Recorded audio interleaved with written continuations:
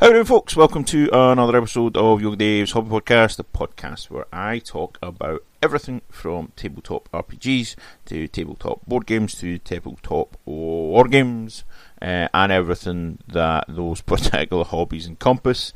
So that's like skirmish games and stuff like that as well. So, as always, when I do plug stuff, I do it right at the beginning.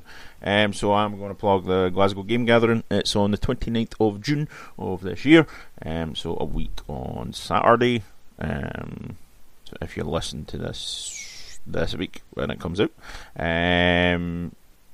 So that is at the Bellahouston Sports Centre in Glasgow, obviously, on the south side. It's quite easy to get to, I believe, from public transport. So what they're going to be doing, there's going to be clubs and games and loads of stuff that's going to be going on there. They're going to have board games and war games and RPGs and stuff for you to come along and actually play. The idea behind the gathering was for participation games rather than the mix that you normally get at a wargaming show is mostly participation games, display games for the most part, and then you get some participation games, and they're generally just for kids or they're geared towards kids. Whereas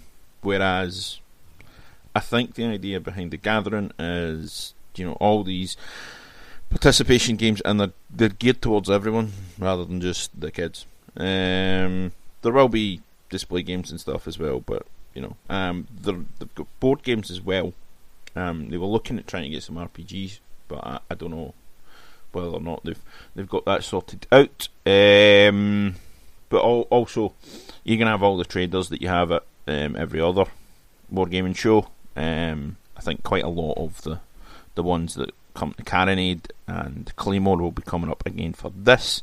So yeah, that is 29th of June. So if you are in the Glasgow area, you should go along. I will be there at some point.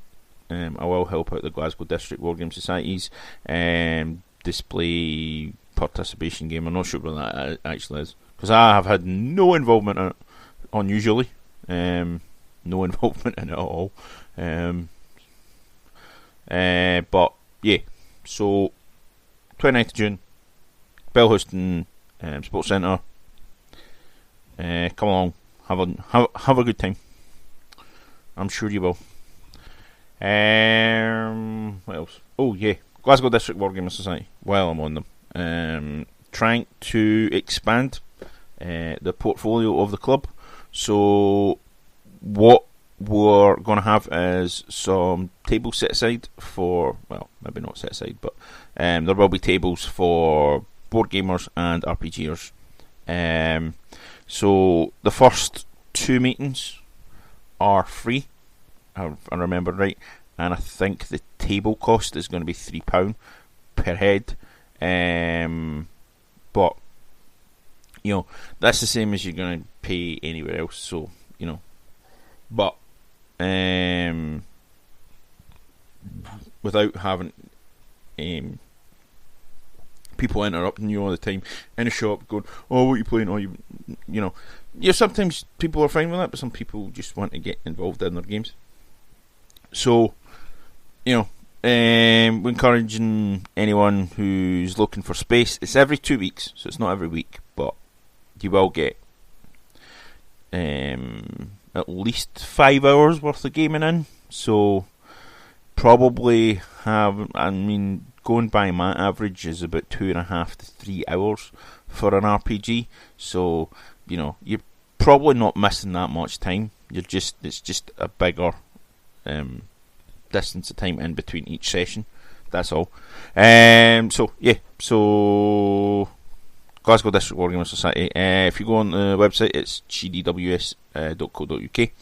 It's got details of the club there, and you can get in contact with the guys in charge of the committee and everything if you want to have a wee word with them.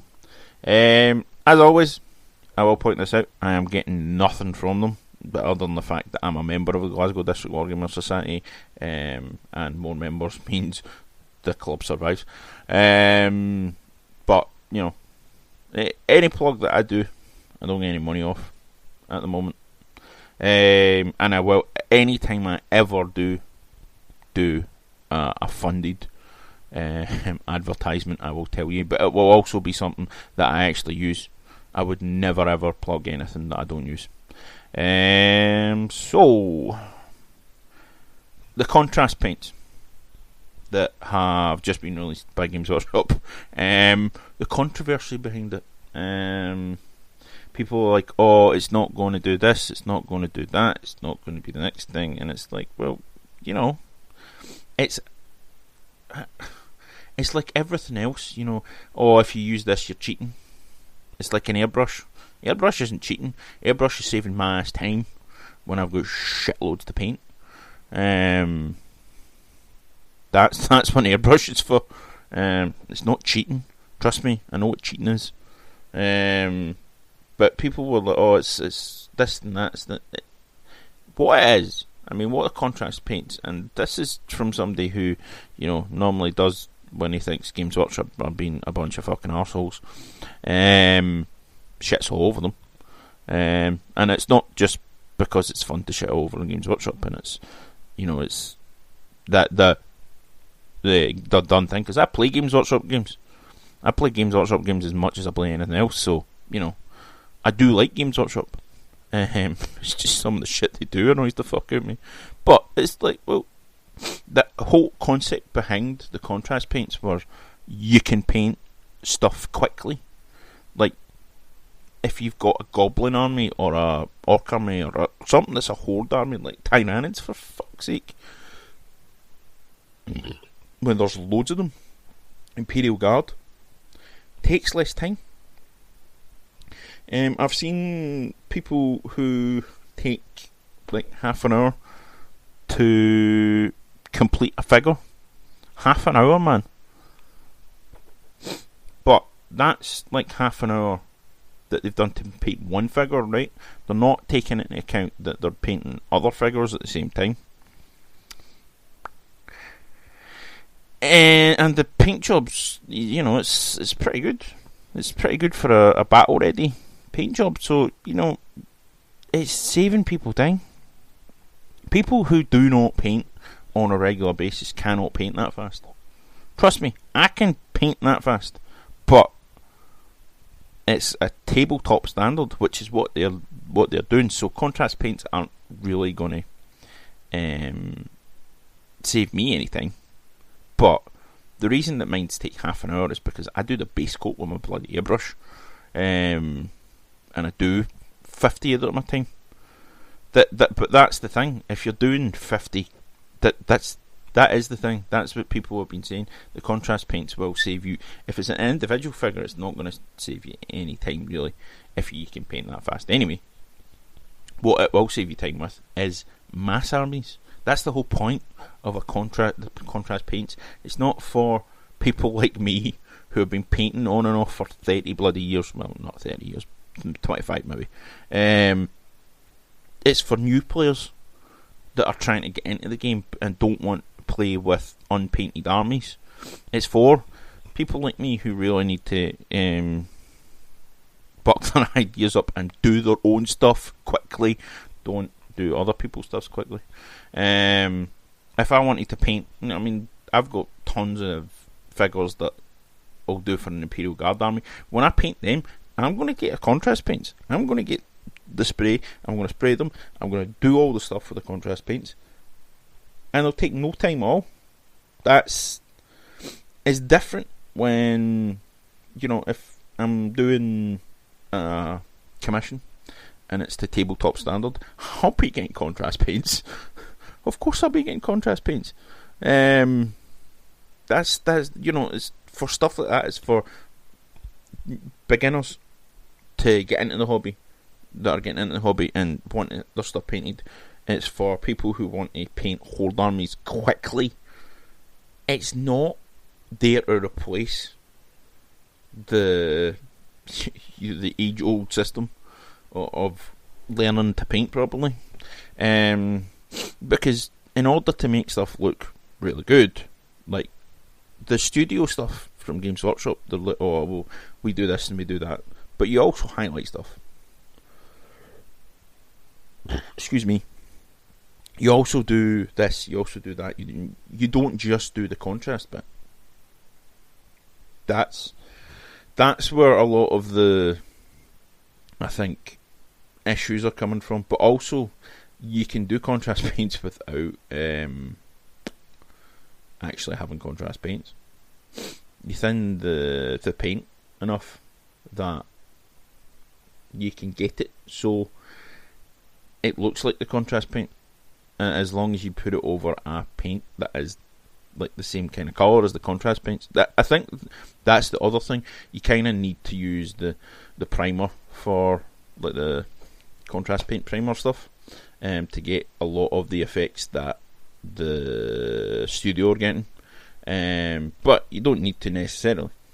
Also, they're going to be great for doing metallic, coloured metallics, instead of having to run about trying to figure out a way of doing it, or spending money on paints that you really don't need and stink to five fucking heaven, because the Tamiya paints stink like fuck, and also the Alcad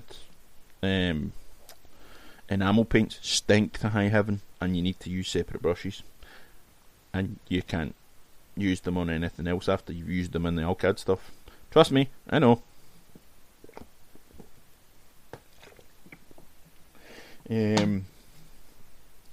So, you know, I've seen a lot of people that have used the contrast paints on metallics, and you're like, ooh, that saves me having to do this and that and the next thing to get my to get 40k or 30k Ultramarines done in metallic, or 1000 Suns done in metallic, or pretty much every Space Marine army in 30k, apart from Space Wolves. You don't really want it. I have tried Space Wolves in metallics. Doesn't look good. The grey, it just looks. It doesn't look like fucking Space Wolf grey. That's the thing. I could never find a good way of doing it, but possibly with this contrast paint, that I might be able to do that. You know, I get that people do that whole what's new is not good thing because they're, you know, they don't like change. But I mean, how many times have Games Workshop paints changed since I started painting? I mean, when I started painting, it was the coat d'arms range. Excuse me. Sorry, I'm a bit. Had porridge for my breakfast, so I'm a bit gassy. But yeah, I mean, I don't get it. I mean, I understand that some people are all, oh, change is bad, change is no good. But, you know, that's stupid. It's going to help people paint their armies. So all the people that complain about... The thing about it is as well, the people that complain about unpainted armies are generally the people that are complaining about the change in the paint. Which, you're like, well, it'll stop having so many unpainted armies. Maybe that's an idea. You fucking idiots. Not everyone that complains about playing against unpainted armies is an idiot. Some people have got a point. And some people are just like, well, I like playing against painted armies. I don't like playing against unpainted armies. It's just my preference. But some people that go on and on about it are fucking idiots. And neckbeards and shit. And they annoy the fuck out of me. And neckbeards have been annoying the fuck out of me in the last couple of weeks anyway. So, you know. Like, I do apologise for last week's vent cast. It was me just venting so much. So much of the previous 2 weeks of Twitter that I was like, I mean, Kev McCusker at the Falkirk Club was like, the podcast was a bit angry. It's like, I was a wee bit, just a wee bit, not too much. Though it was very angry. I think about it and I go back in it and I'm like, should I delete that or should I just leave it where it is? But it's like, that is my viewpoint on everything. You know, it's like, fuck it. See the arseholes that run about and do XYZ, be racist or bigoted or homophobic or any of that shit. It just annoys the fuck out of me. And I want to stand up and go, yeah, I'm not having that shit. But anyway, we'll move on for that. Because, you know, it's kind of... well, we'll never really move on for it until we get rid of them, but the guys and girls like that. But, you know, it's not probably going to happen in my lifetime. Hopefully it'll happen in my kids' lifetime, when we have kids, eventually. But, you know, they, as you can probably guess, they grate on me greatly. And especially when you come across some really cool people, and I have come across quite a number of really cool people on Twitter, and then they get shit all over by these people, and you're like, I know fine well, and you know fine well, that if the person that you're shitting all over was white, you wouldn't be like that. You wouldn't be pissing all over them. So why? I mean, why are they're female, or they're, you know, they're transgender, or they're, you know, they're gay. It doesn't matter. If they're a minority, you shit all over them. If they're white, you don't shit all over them. I don't get that. You defend fucking arseholes to the extreme because they're white. No. Please fuck off and don't talk to me. I don't ever want to see your shit. And a lot of people say, oh, well, you can't block the people that you disagree with. No, I can't. It's not because I want to live in an echo chamber. It's because I hear it all the time. I will see it. Somebody will tweet it, and I'll find it, and I'll be like, well, no, you're a complete numpty. Please go away. I'm going to start getting on a rant again, but I'm going to stop myself there. On More Games Workshop. The Apocalypse rules are going to drop soon. I can't remember when the pre-order is, but looking at all the box, like the detachment things that they're dropping, that's kind of interesting. But you know, you're like, ooh, yeah, interesting, and then you remember you have shitloads more to paint. But it'll be interesting because I've got how many 1,000 points worth of Space Wolves before I put anything out, any of my tanks or anything like that. Not that I have that many tanks, but I've got 7,000 points worth of Space Wolves before I add anything else in. So you're like, ooh, interesting. That would be a way to use those Space Wolves in a game. But then I've got hordes of Imperial Guard as well. I'm like, ooh, I never have I played any of the Apocalypse rules before, but it interests me. I will probably buy the rules, because, you know, somebody has to.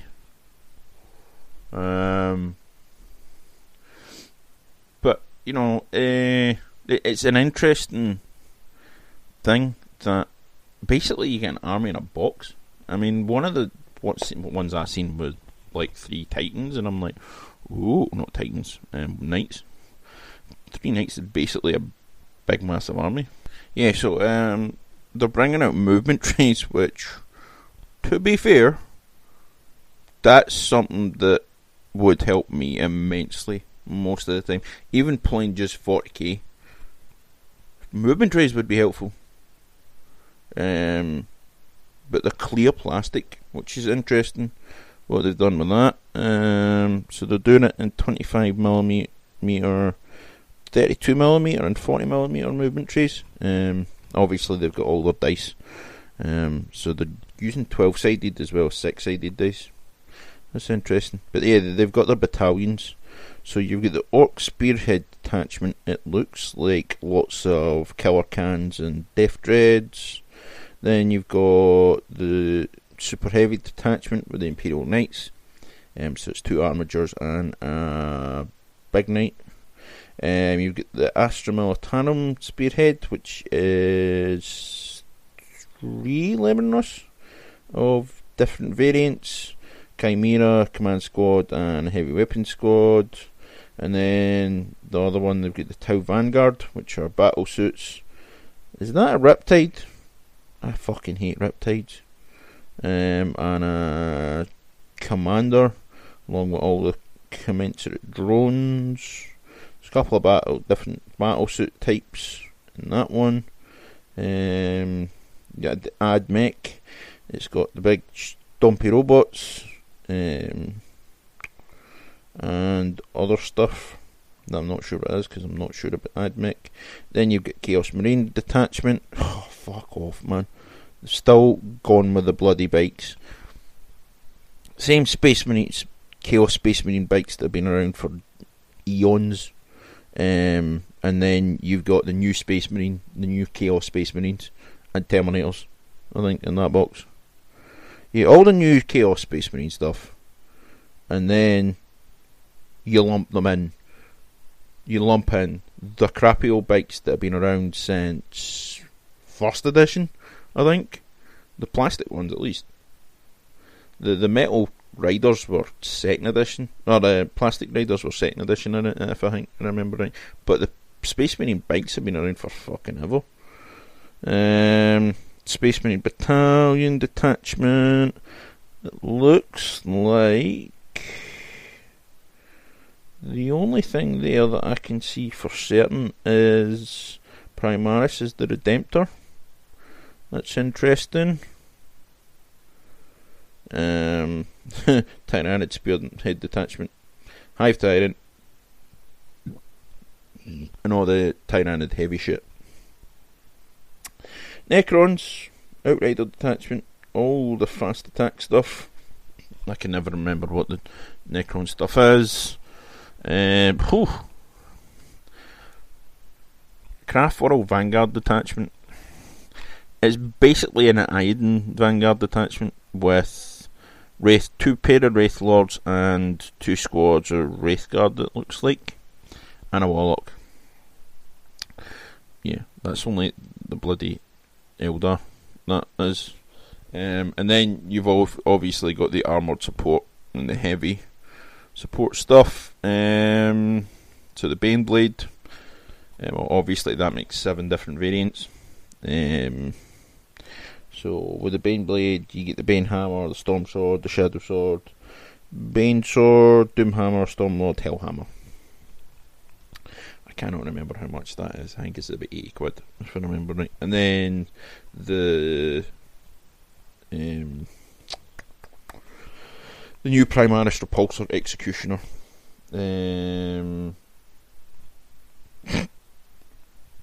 I have tested the Repulsor for my Space Wolf army, my special Space Wolf Primaris. Obviously I didn't have the Repulsor, but I was testing it out.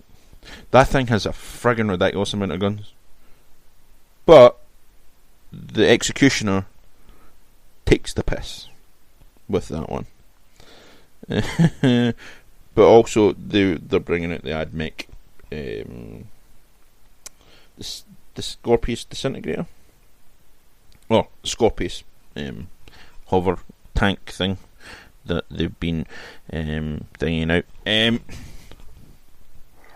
That's the funny thing. I saw an article at the weekend where somebody has actually built a 3D print version of the Scorpius Doom Rider or Doom Rider.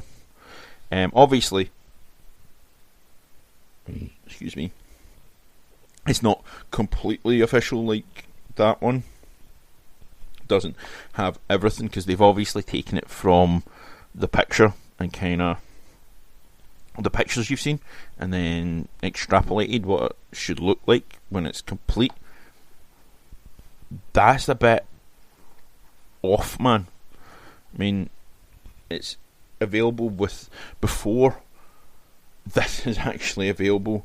The 3D printed version, the 3D printed hooky version is available. I think it's a bit much. I understand people want things and don't want to pay all the money for them, but and I've been guilty of looking into that kind of thing myself, but you know, it's still a bit. It fills me with. I'm not going to say to somebody, don't use it in a friendly game, right? That's what you want to do. That's what you do. That's fine. I don't have an issue with it in a friendly game, but this thing looks like as close to the real thing as you've obviously seen in pictures, and you're like, somebody's going to try and use that in a tournament, and they're going to get barred, and they're going to get banned. They're going to get chucked out, and they're going to get banned, and that's no good. So, you know, I'm not going to say don't do it, but it's a bit of a itchy situation. I do have a recast Lemonos. Actual, the Lemonos as in the Primarch. Didn't know it was a recast. Got it in the house and was like, oh, this is recast. Shit.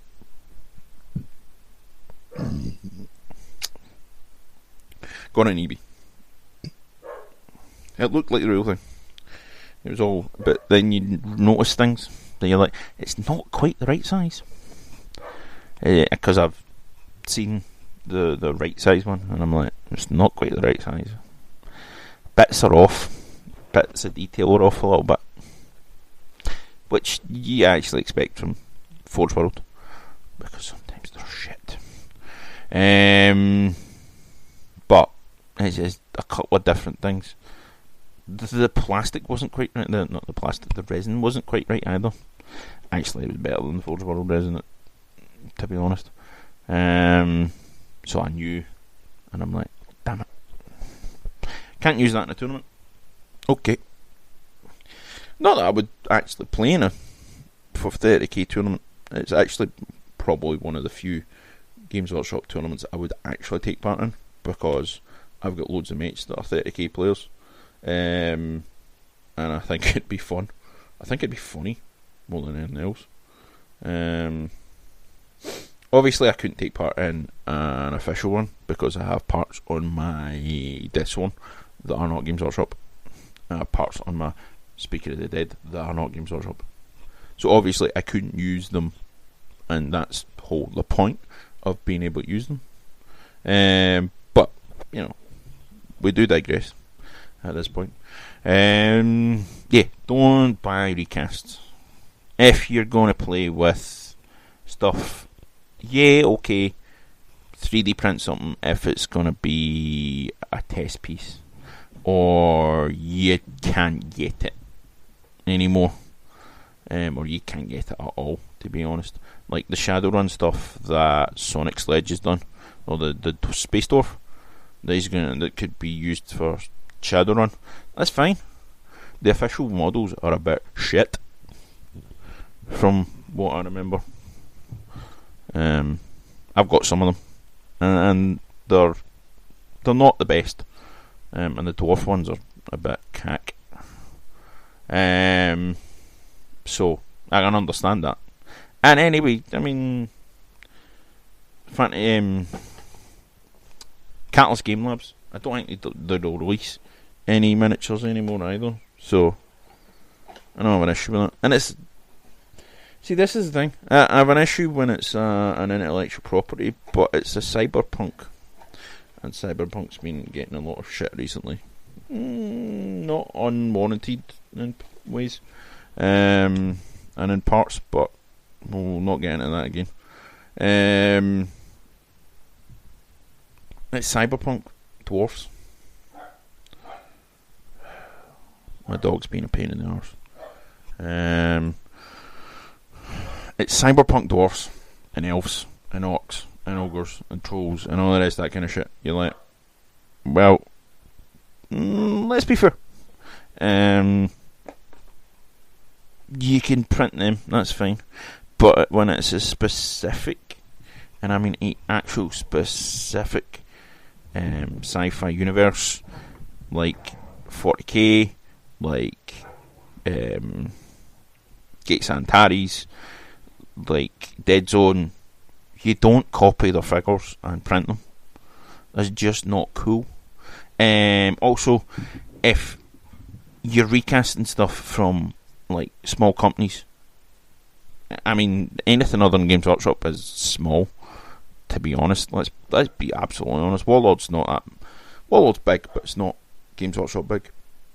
I mean, Weird are relatively big, but not that big. Yeah, I mean, don't recast. That's what I'm saying. Don't recast. It's not cool. Yeah.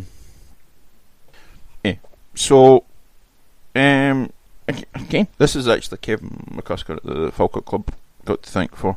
I'm thinking about getting into Kings of War.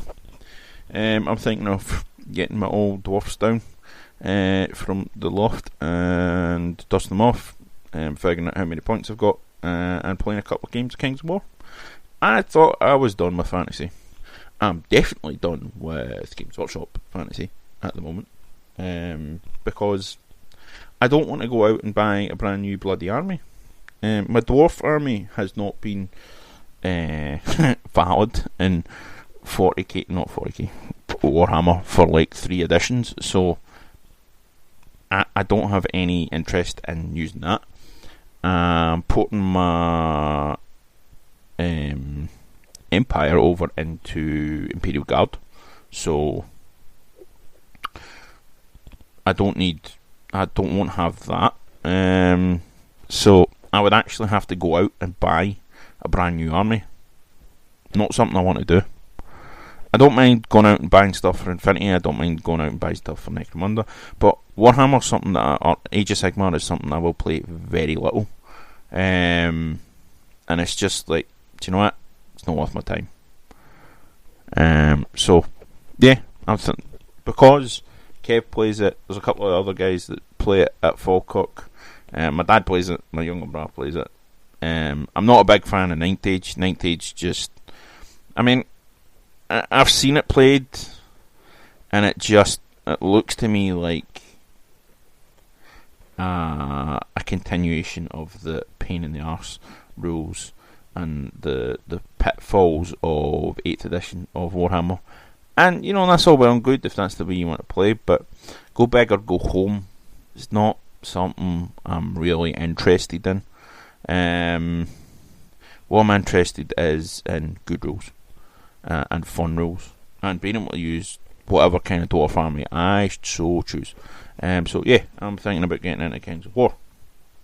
But you know, what I'm thinking I'm going to do is I'm going to do bases, and so I'll put the minimum number of figures on the base, and then just do this like the scenic bases, because that helps me with terrain making. So, you know, if I want like a pool, I can do a wee pool on the base and a wee bit of flagstones and stuff around there, or, you know, the fact of the matter is, my dwarf army is almost as old as I am. Some of it is as old as I am. Well, not quite, but not far off it. Oh, excuse me. I've got a wicked indigestion right now. But yeah, I mean, that's the thing with it though. That can help me.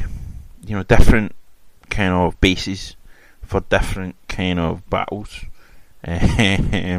So it will help with the creative juices, with making the terrain and all that kind of stuff. So I'm looking forward to that. That project will be the project after I have finished. Well, not after I finish Conquest, because I'm going to wait until Conquest is actually completed before I start going back to those particular projects. I think that will be the actual project of the summer from now. Go up and get it down and get that sorted when the weather actually turns. I might actually get out and paint some in the garden. But yeah, that's the idea. That's what my plan is. So I'm gonna go and find them and get them down. Oh, excuse me, my leg has actually gone to sleep, which is helpful. Yeah, so I'm gonna get them down, have a look at them. I might strip them. I mean, they were really nicely painted, but it's all. The problem is that now I'm gonna get them and go, well, I really want to paint these figures now. I don't want them to be, you know, the way that they were anymore. I want, like, don't know whether uniformity is a good idea, but you know, at least some kind of cohesive colour scheme for them. Because right now it is not cohesive in the slightest. So yeah, I mean that is probably going to be this summer's project. Once I get some time, because obviously working on Legends of Hamanshiron and all the stuff that comes with that, all the social media stuff that comes with that, the podcast, the YouTube channel, working on a Patreon, everything that surrounds what I'm doing right now is time consuming, and then going back to work full time soon is huge as well. So that's a huge chunk of time, and then I've got to spend time with Fiona, and I don't need to spend time with Fiona. I need to make the time and ensure that there's the time to spend with Fiona, and obviously everything else. So you know, you wargaming, D&D, you know, D&D's actually going to have to take a wee bit of a backburn for a wee while we get shit sorted out. So you know, that's something I've had to go, well, I don't have the time to do that right now, but I will go back to it. I will go back to the guys. I've said to them, I'll try and get somebody to DM for them, or one of them to DM, because the group's kind of, a couple of guys have gone, and then a couple of guys have, well, we've got work, so we won't be able to make it every week. So you know, we're kind of in that position now that we're kind of teetering on the edge, and I don't want that to happen. I want them to continue to play. So you know, obviously all the stuff that's going on takes time, and there's only so many hours in the day. I mean, I work pretty much right now, work full time, working on Legends and the social media aspect of it and everything else. I even started trying to draw for myself, for like bits of art, like concept bits,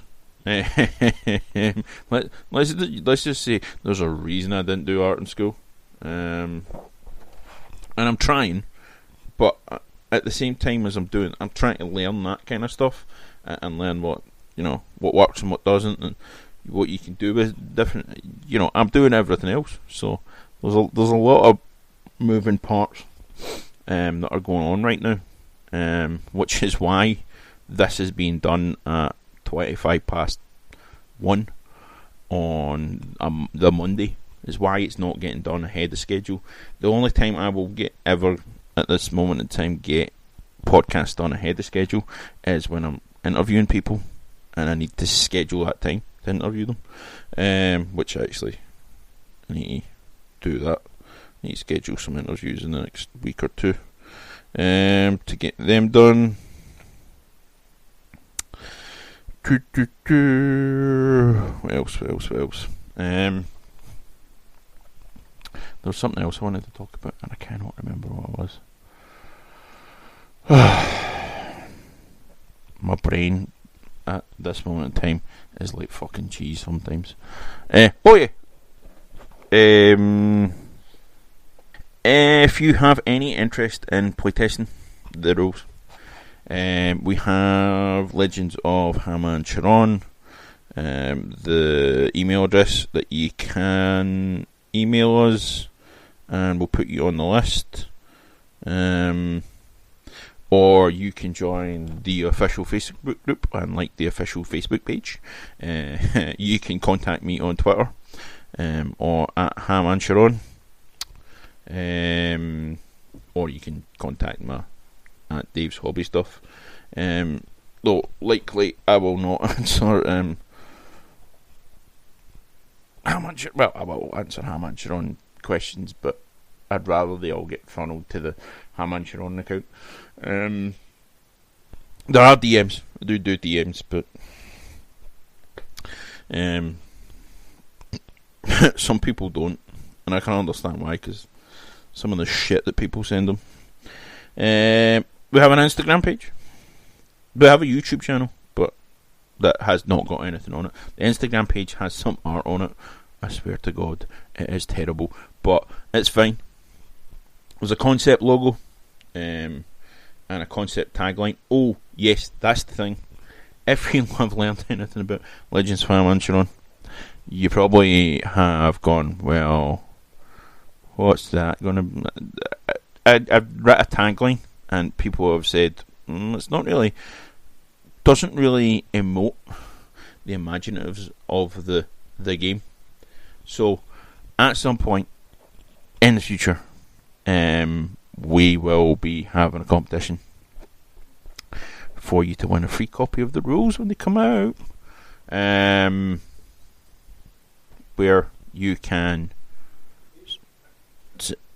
suggest a tagline for the game, and the winner, suggest a tagline, and the winner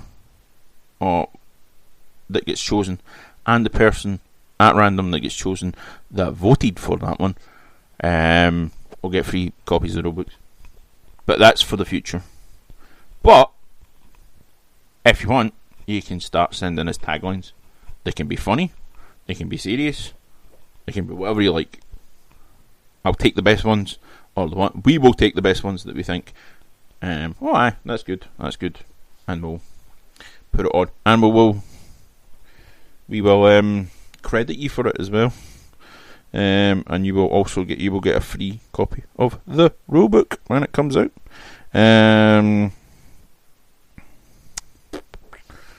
What else am I thinking about talking about? There was other stuff that I was going to talk about, but I think I'll leave that for next week. So I've actually got something to talk about. Legends is almost... the basic rules are almost written. The spells are in the middle of getting written. Working on the character sheet still. And the cards that go around the character sheet for your equipment and stuff. But, we will be there for the end of September. Barry has begun writing one of the playtest adventure lines. Sam and Alistair will be starting them soon, I believe. Well, one of them will be starting one of them soon, and then the other has lots of work to do, and that doesn't include his own work. So we might just let him slide on that one, and I'll do another one.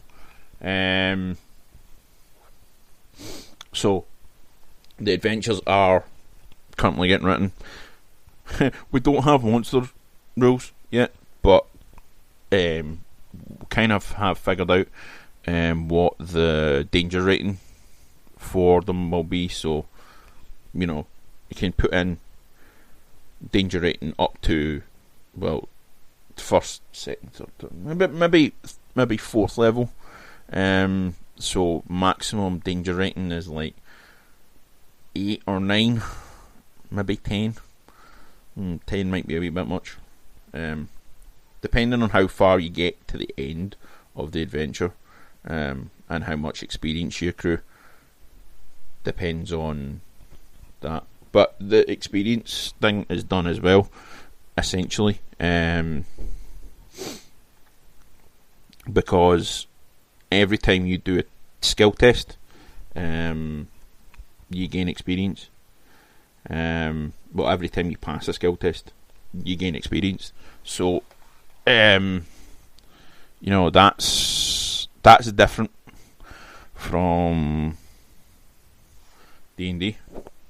So we are going to write pretty much an entirely combat-free adventure for those that want to try that out. I like the idea and as a concept. And I understand not every rule set just has combat as, the crux of the game. But that's the thing. We're trying to make a set of rules that you could play it entirely without having a fight. You could play like bards or whatever that don't fight. They talk or they use their music. They might have to fight maybe once, maybe twice every session or every adventure rather than every session. Or it might never have to fight during an entire campaign. But if you want to do that, that's we're planning on having that possibility. So yeah, there's lots of things going on with Legends. There always is. It's an ever evolving set of rules. It's also an ever evolving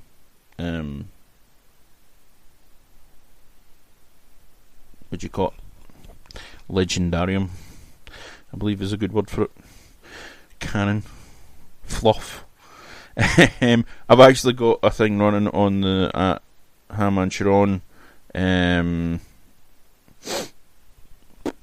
Twitter, going on giving little bits of backstory to Hamanshiron, so that's still going. As long as it goes, I'll keep on adding bits. But yeah, I think that is me for today. Because if I talk anymore, my brain's going to... Or if I try and think of things that I really should just leave a little bit and then percolate. Let percolate and talk about them when they're formed a wee bit better. It might be better. So, yeah, I'm gonna leave it there for today. As at the beginning, I'm gonna say Glasgow Game Gathering, 29th of June, Billhouston Sports Centre. There will be participation games, there will be traders, there will be board games. I think there's going to be RPGs as well. So look at the website. It's on the G3, so Glasgow Game Group website. Just type in Glasgow Game Group or Glasgow Game Gathering, and the details will come up. Glasgow District Wargaming Society are expanding their player base. So they want role players and board gamers to come along, and at the same time, also anyone that plays Age of Sigmar, Warhammer 40k, Infinity, any of these kinds of games, you're more than welcome to come along, sit down, play a game. I do Malifaux, but I haven't done anything of it for a while. I'm going to leave Malifaux on the back burner until 3rd edition is out and sorted, and I bought it. But I do Infinity, I do 40k. I'll eventually do Kings of War. And various other sets of rules. And I'm quite happy to sit down and play anything, to be honest, unless it's Ancients. I don't like Ancients. They annoy me. But yeah, and there are people there that will be doing stuff. There are players that play Star Wars Legions. They're going to do a Saga Iron Man competition.